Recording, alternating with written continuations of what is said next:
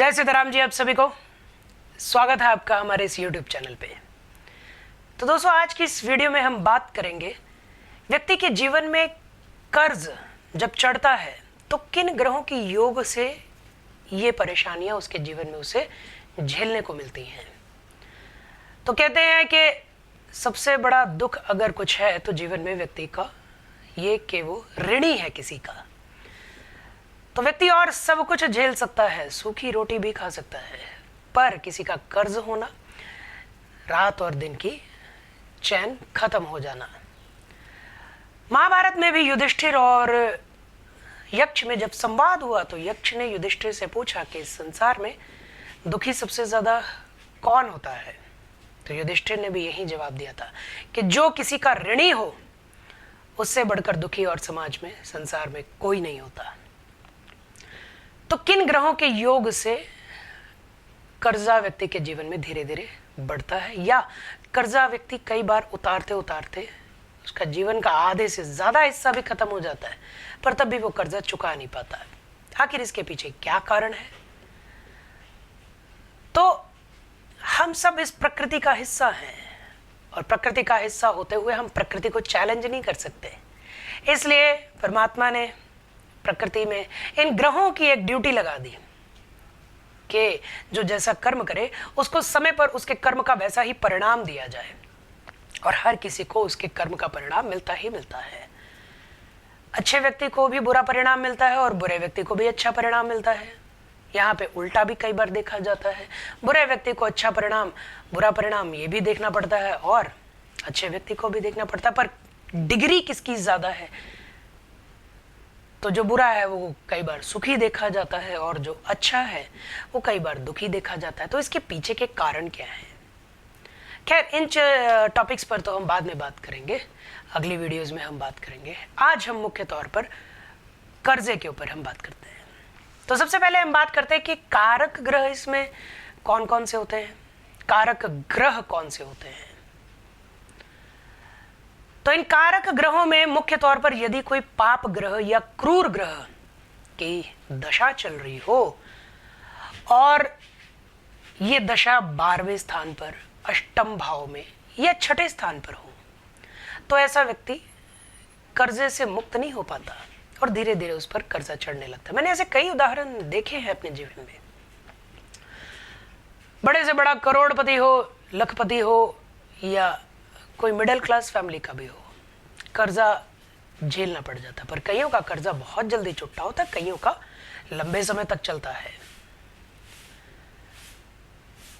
तो इनके पीछे के रहस्यों पर हम बात करते हैं। तो इसके कारक हाउसेस पर हम बात करें, कारक घर जो होते हैं, तो इनमें से कुछ महत्वपूर्ण घर जो हैं, जैसे कि आपकी कुंडली का छठा भाव, अष्टम भाव और 12वां भाव, 6th house, 8th house and 12th house. तो इन हाउसेस के जो स्वामी हो और अगर उनकी दशा चल रही हो तो उस दशा के तहत व्यक्ति को कर्ज का बोझ सहन करना पड़ता है। अब इसमें यह देखना पड़ता है कि वो थोड़ी देर तक सहन करेगा, थोड़े लंबे समय तक सहन करेगा या बहुत ज्यादा लंबे समय तक सहन करेगा। तो यह निर्भर करता है कि उस दशा का कार्यकाल कितनी देर तक का है और वो दशा कैसी है। मान लीजिए छठे भाव, 12वें भाव या 8वें भाव का जो स्वामी है वो कोई शुभ ग्रह है। अब यदि ये शुभ ग्रह है तो इसमें चढ़ने वाला कर्जा व्यक्ति धीरे धीरे उतारता रहता है और एक निश्चित समय तक उतार देता है। अब शुभ ग्रह जैसे कि शुक्र, चंद्रमा, बृहस्पति या बुध, पर कई बार यही शुभ ग्रह भी व्यक्ति को सुख देने के बजाय और दुख भी देते हैं। यह निर्भर करता है कि इनकी डिग्री कितनी है और क्या ये मित्र ग्रह में बैठे हैं या शत्रु ग्रह में बैठे हैं। इन सभी चीजों का आकलन करने के बाद तब कुछ सटीक बताया जा सकता है।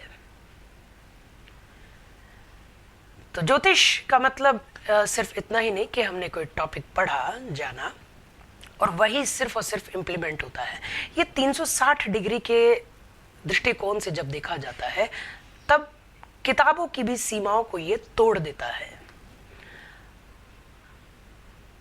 तो अब उदाहरण के तौर पर, अब व्यक्ति का अगर लंबे समय तक कर्जा चलता है या कर्जे में वो बिल्कुल बर्बाद हो जाता है, ऐसी स्थिति कब होती है? जब छठे भाव का स्वामी, आठवें भाव का स्वामी या 12वें भाव का स्वामी कोई पाप ग्रह हो, कूर ग्रह हो, तो ऐसा व्यक्ति धोखा खाता है। धोखे में उसकी सारी जमीन जायदाद आदि हड़प ली जाती है। ऐसा जल्दी ही मेरे एक क्लाइंट हैं, बहुत करोड़ों में थे वो, बहुत अच्छे उन्होंने पैसे कमाए अपने जीवन में, करोड़ों तक की संपत्ति बनाई। ऐसा समय आया कि उनके जीवन में सारी संपत्ति धीरे धीरे चली गई और वो हैरान के हैरान कैसा कैसे हो गया। उनकी शनि की दशा आई और शनि उनका 8वें भाव का स्वामी, 7वें भाव का स्वामी और 12वें स्थान पर जा बैठा है। और जब से ये दशा शुरू हुई तब से उनकी आर्थिक स्थिति ऐसे चकनाचूर होनी शुरू हुई कि संभलने का मौका भी नहीं मिल पा रहा है। उनके भाइयों ने उनसे धोखा करके उनकी जमीन जायदाद संपत्ति भी हड़प ली। तो ये ग्रह दोषों का परिणाम देखने को मिलता है जीवन में। अब इसके उपाय क्या हैं कि उपाय क्या किए जाए?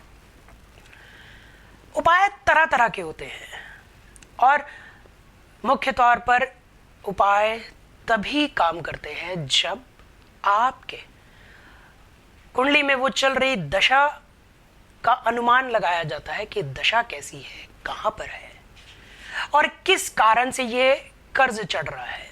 उस दशा की शांति कराई जाती है, उस ग्रह की शांति कराई जाती है, तब काम करता है। कई बार आप किताबों से उपाय पढ़ते हैं और उन्हीं उपायों को फॉलो करते हैं तो काम नहीं आते। वीडियोस में भी आपको कई उपाय जानने को मिलते होंगे। आप में से हजारों लाखों लोगों ने भी अगर उसका पालन किया होगा तो कईयों के काम बने होंगे, कईयों के नहीं भी बने होंगे। ऐसा क्या कारण होता? तब ज्योतिष से विश्वास उठता। तो इसमें आप पूरी तरह से सिर्फ उन्हीं उपायों पर ही ना जाए, इसके लिए एक पर्सनल कंसल्टेंसी जरूर लेनी चाहिए। तो एक एक्सपर्ट राय बहुत जरूरी होती है। अब उदाहरण के तौर पर यदि मैं आपको इसका उपाय बताऊं तो क्या उपाय किया जा सकता है?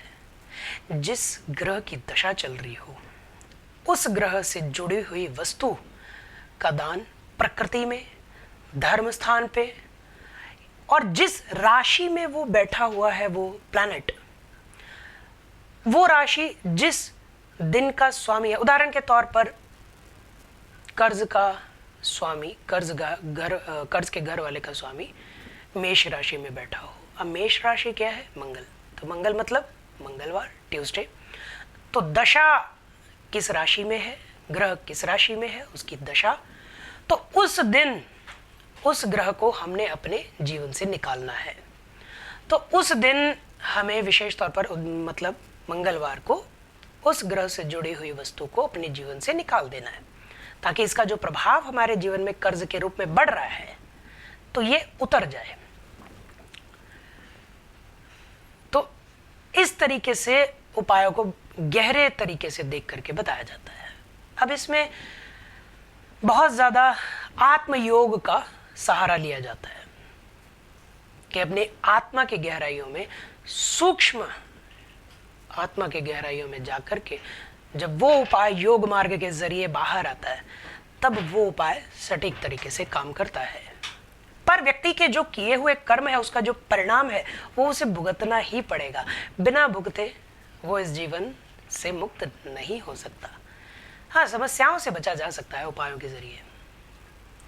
तो कुछ उपाय हैं जैसे कि मंगलवार या बुधवार के दिन कर्जा नहीं लेना चाहिए, और शनिवार के दिन मुख्य तौर पर ऋण मुक्तेश्वर महादेव का पूजन करना चाहिए।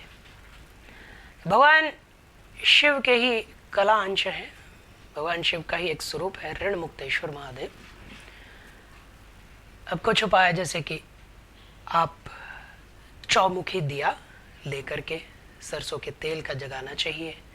प्रातः के दिन कोई ब्रह्म मुहूर्त के आसपास 5 बजे से 6 बजे के बीच बीच में, जब सूर्योदय पूर्णतया ना हुआ हो, रात्रि बची हुई हो, तब उस चौमुखी दीपक को उस दिन, जिस दिन वो उपाय करना है, कंसल्ट करके ही आप ये जान पाएंगे। तो उस चौमुखी दीपक को आप नदी किनारे, नहर किनारे जलाना चाहिए। और जो ग्रह जिस दिशा का स्वामी है उस दिशा में मुख करके तब जलाना चाहिए। चाहे तो प्रवाहित भी कर सकते हैं। तो नदी, अब इसका एक साइंटिफिक कंसेप्ट भी निकल के आता है। कैसे? नदी के किनारे हमेशा ठंडी ठंडी लहरें या ठंडे ठंडी हवा का झोंका सुबह के समय मिलता ही मिलता है। तो वो जो दीपक जलेगा वो आपका कर्जा जलेगा, और वो जो ठंडी ठंडी हवा का जो झोंका आएगा, क्योंकि नदी में भी देवता का वास है, तो देवताओं का जब सम्मान होता है तो यही देवता हमारे कष्टों से हमें मुक्ति दिलवाते हैं। तो जल में श्री हरि का वास है, और हरि ही जल है, जल ही हरि है।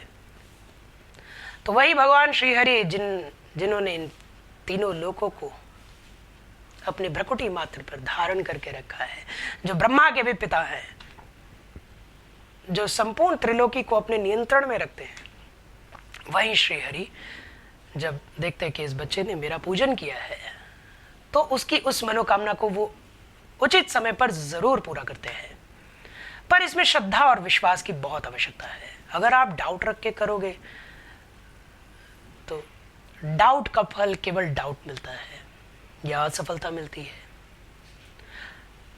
पर एक पेशेंस के साथ हमें थोड़ा धैर्य रख के काम करना पड़ता है।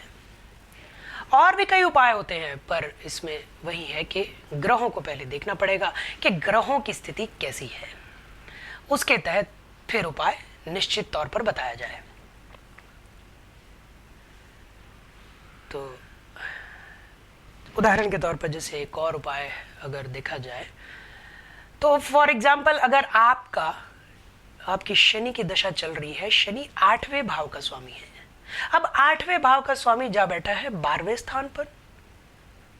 अब 8वें स्थान पर कुंभ राशि है। अब अष्टमेश 12वें भाव में है। 12वें भाव में जो नंबर होगा वो होगा 3, मतलब मिथुन। तो शनि जा बैठे हैं मिथुन राशि में 12वें स्थान पर।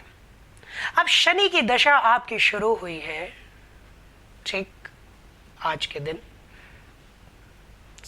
सितंबर 28, 2021। अब यहां से शुरू हुई दशा, या इससे 1 महीने पहले से ही हम मान ले, 1 महीने पहले से शुरू हुई दशा, तो शनि सप्तम भाव का भी स्वामी है और अष्टम भाव का भी स्वामी है। अब सप्तम भाव होता है व्यापार के लिए, जीवन साथी के लिए, पार्टनर के लिए। तो शनि जा बैठा है 12वें भाव में, खर्च के भाव में। जीवन साथी, पार्टनर, व्यापार, तीनों को खर्च कर देगा, तीनों को ही खराब कर देंगे। आईसाइट वीक हो जाएगी। इसके कारण जो बनते हैं, अष्टमेश भी है तो बाजू में, पीठ में कोई सीरियस इंजरी भी होती है तब, और धीरे धीरे व्यक्ति की इकट्ठी की हुई संपत्ति उस समय जाने लगती है। पर इसमें यह चीज भी देखी जाए कि आयु भी मैटर करती है। जैसे कि कोई छोटा बच्चा है, अब छोटे बच्चे के पास संपत्ति कहाँ है भाई? क्या उसके पास उसके ऊपर कर्जा चढ़ेगा?